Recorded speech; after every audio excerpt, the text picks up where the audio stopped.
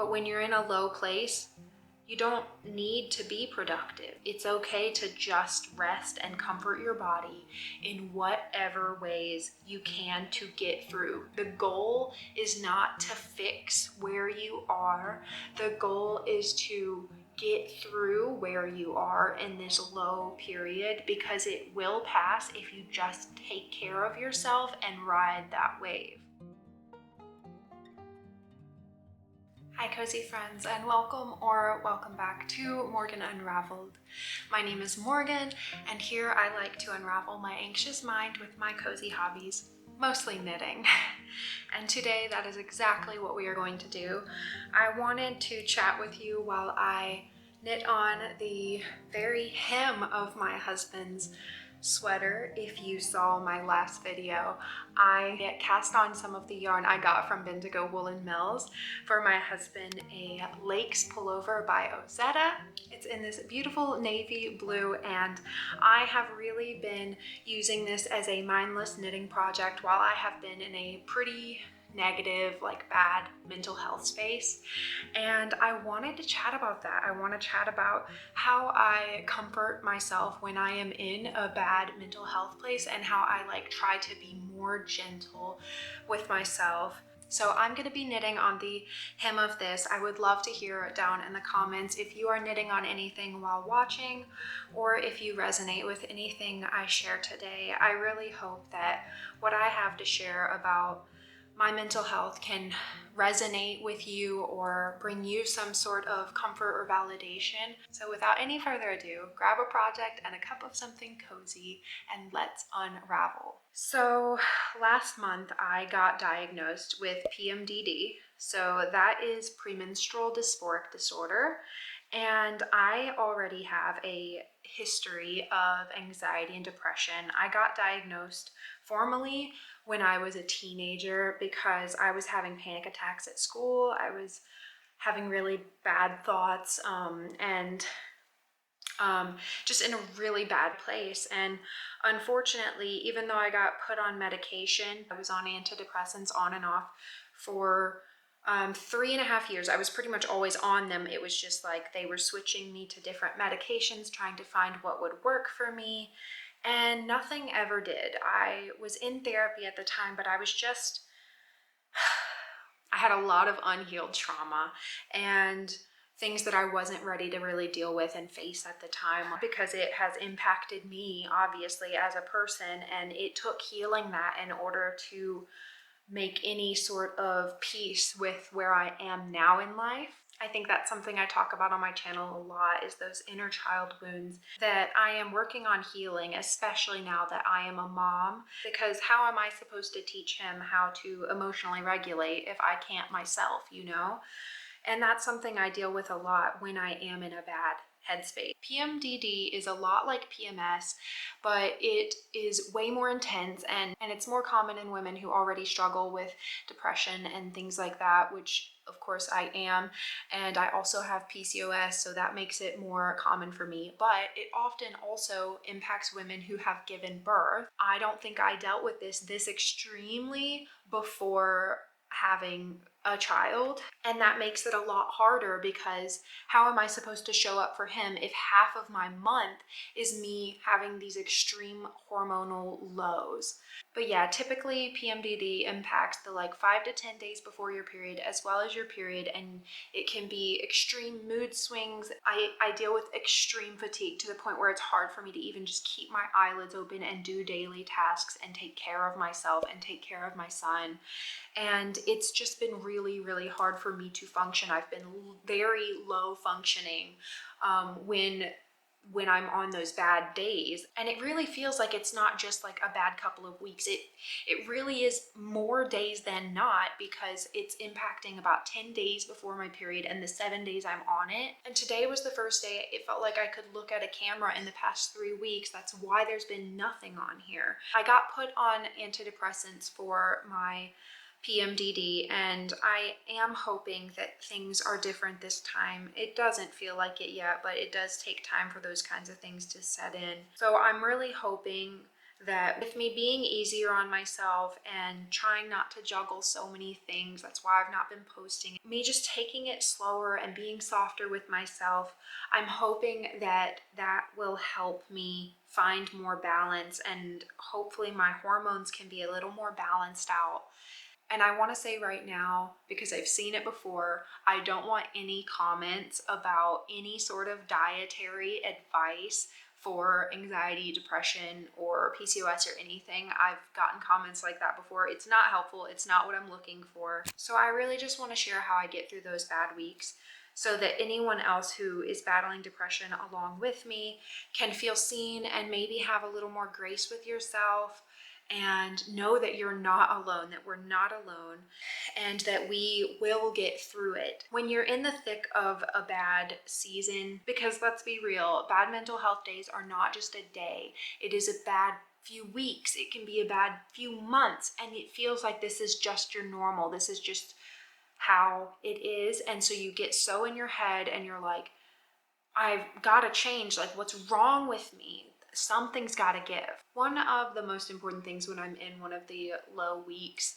is being gentle with myself and lowering the expectations, lowering the bar.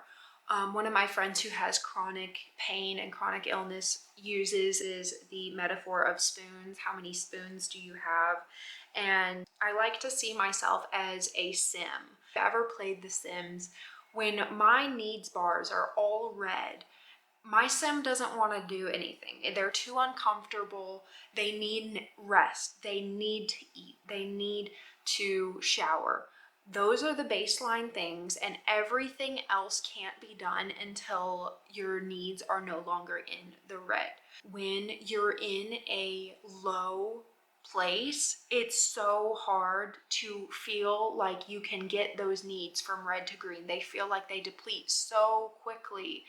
And so I've been trying to just validate that for myself and say, like, you're feeling low, you're gonna do the bare minimum of what needs done to take care of your needs and your son's needs, and ask for help with whatever else. Like, I ask my husband for help with everything else, and he's such a supportive partner, and that is, I'm so lucky. When I was in therapy, one of the major things that did help me was finding gratitude for the life I have now, because when you're trying to heal all of the pain of your past, it can be hard to remind your body that you're not there anymore, that you're safe now, that you are loved now, that you are better now, and that you're getting better. One of our practices was gratitude, and I started to use that to shame myself of, I'm not grateful enough. I should be more grateful for this beautiful life I have. And that's not helpful. This positivity mindset of you need to choose gratitude, choose joy.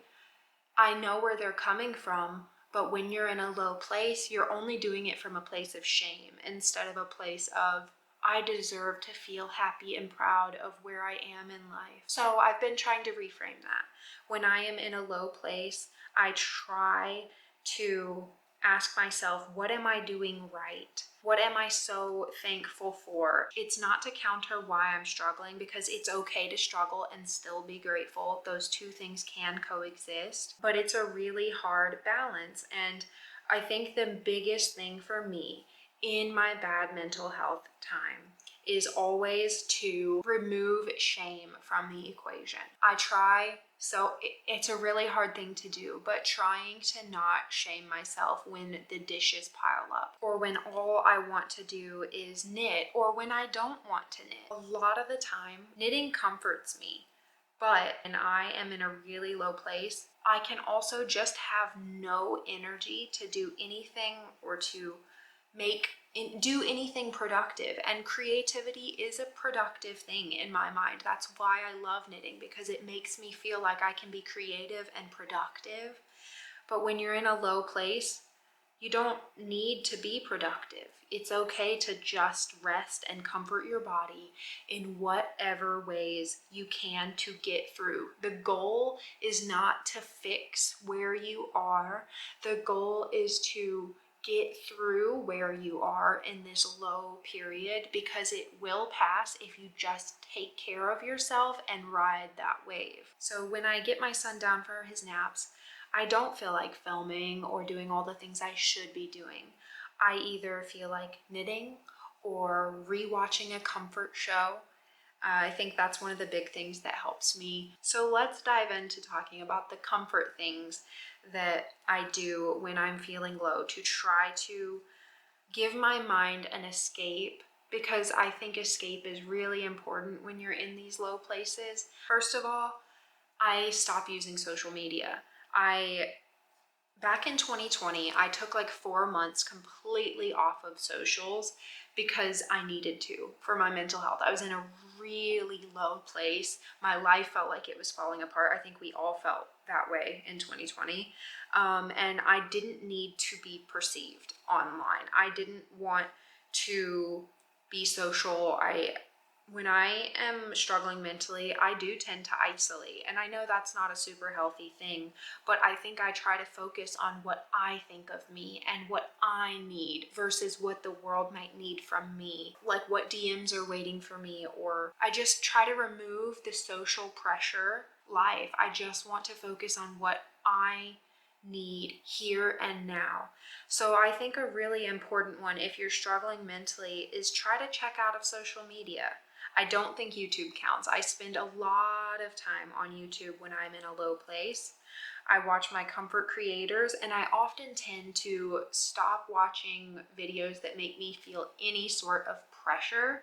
So honestly, in the past couple weeks, while I've been in such a low place, I didn't watch much knitting videos because it made me feel like I should be knitting or I should be making my knitting videos. And knitting content does bring me a lot of comfort, but when I was in this headspace, I just didn't want to make myself feel any pressure.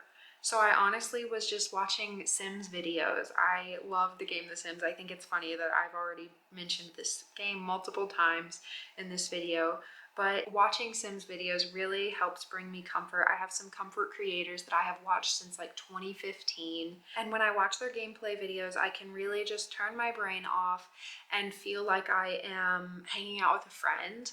I think that is something beautiful about YouTube, is that we cultivate these parasocial relationships with these creators and feel like we are friends with them and get to hang out with them, and that can bring me so much comfort. And I really do hope that my videos do that for you.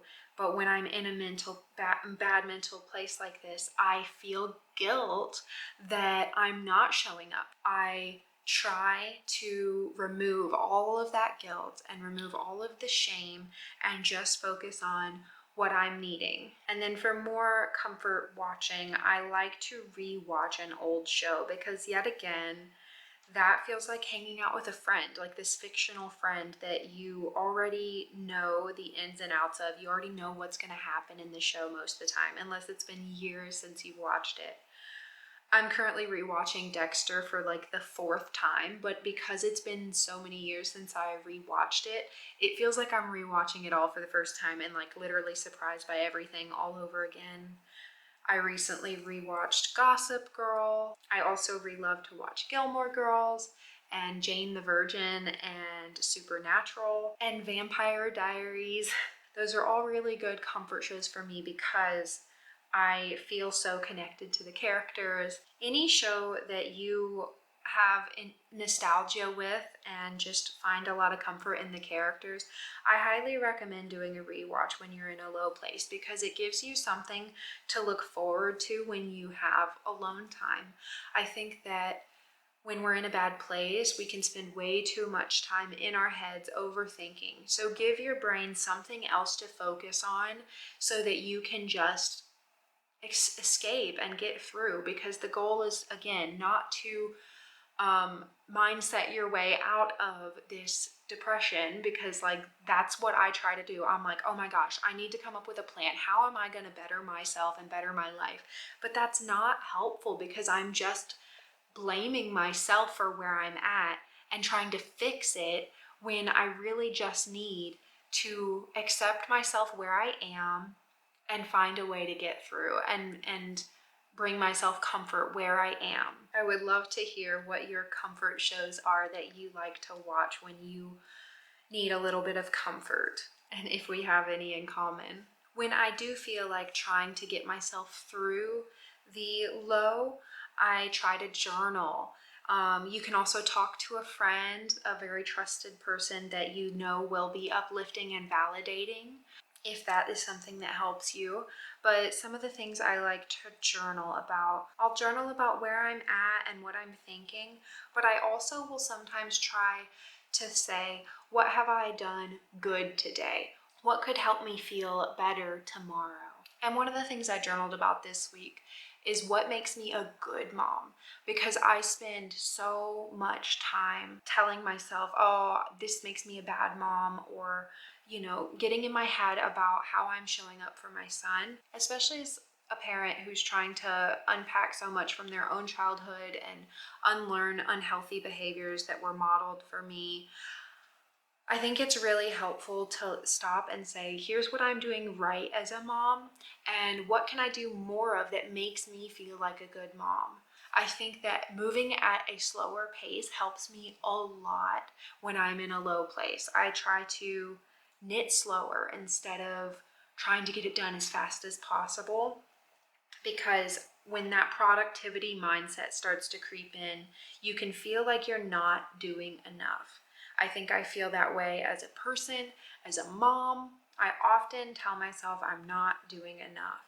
So I just try to remind myself that simply being is enough, and simply getting through in the hard days is enough. And just trying to slow down and do the things that matter the most in a slower, gentler way. But obviously on this channel, we talk a whole lot about reading and knitting.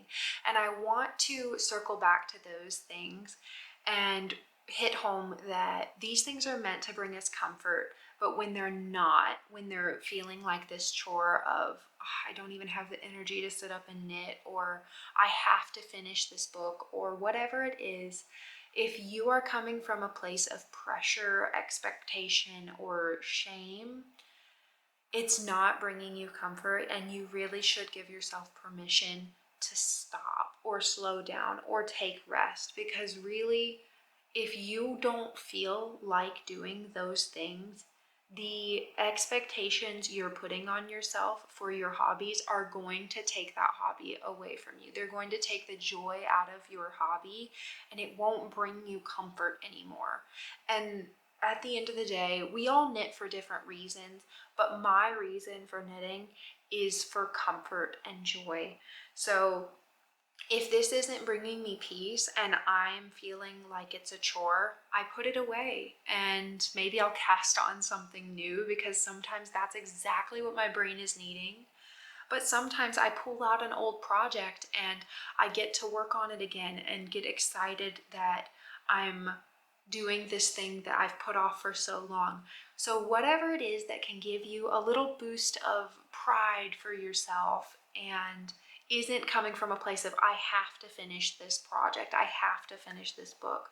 Follow your joy, follow your bliss, follow what your gut is telling you you need in those moments.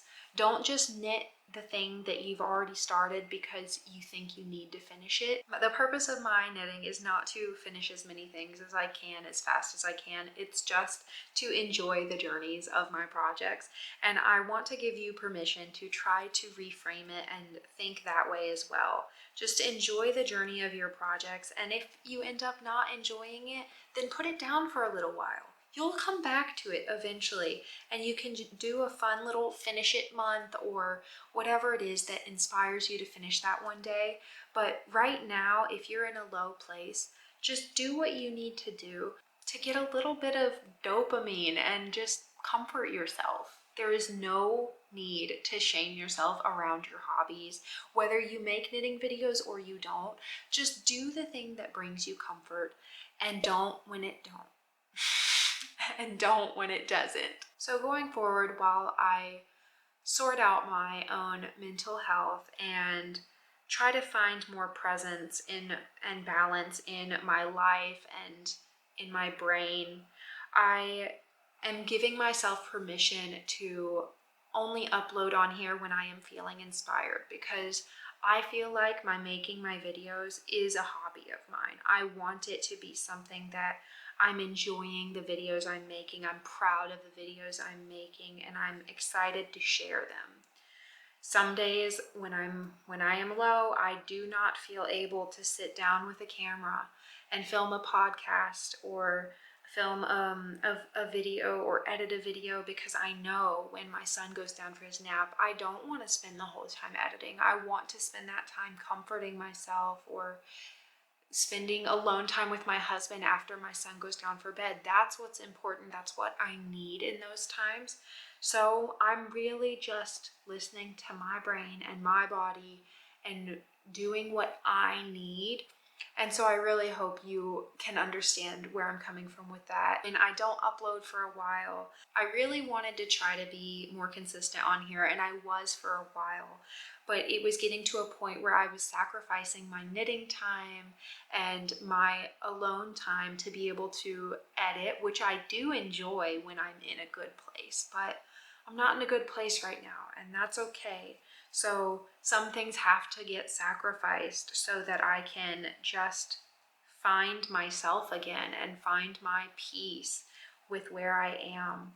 And I really hope I can get that back. I do feel like yesterday was the last day of my period, and today I woke up and I had so much energy, which is crazy because I have literally not been able to function the past 2, almost 3 weeks. And 2 days after I started my new medication, I went to the Australian Yarn Show, and I'm so glad I got to experience that and meet awesome local creatives. But I was on the verge of a panic attack the whole time, and that was really hard for me. It was hard for me to even enjoy it. I was having to find corners to go breathe in, and I'm proud of myself for getting through it, but I wish I hadn't put myself through that. I wish I'd gone on the Sunday when things were slower, but you don't know what you don't know. And after that, it was really hard for me to come down from that. It was such a high anxiety experience that I didn't feel able to post on socials, or just my social battery was depleted. I do look forward to filming another knitting podcast when I feel able to. I have some exciting updates to share when that time comes, but I felt like it was important to make this video first. This feels like a really healing thing for me. It feels very vulnerable, because I think a lot of times when I'm in a bad mental health space, I'm like, let me just get through and then act like that didn't happen.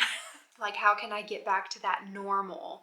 But this is part of me. This is part of the highs and lows, and I want to share them because I think that some of you resonate with this and will understand where I'm coming from and feel very seen, and hopefully get some value from some of my experience and how I comfort myself through it all. I'm sorry if this video was all over the place and super chaotic.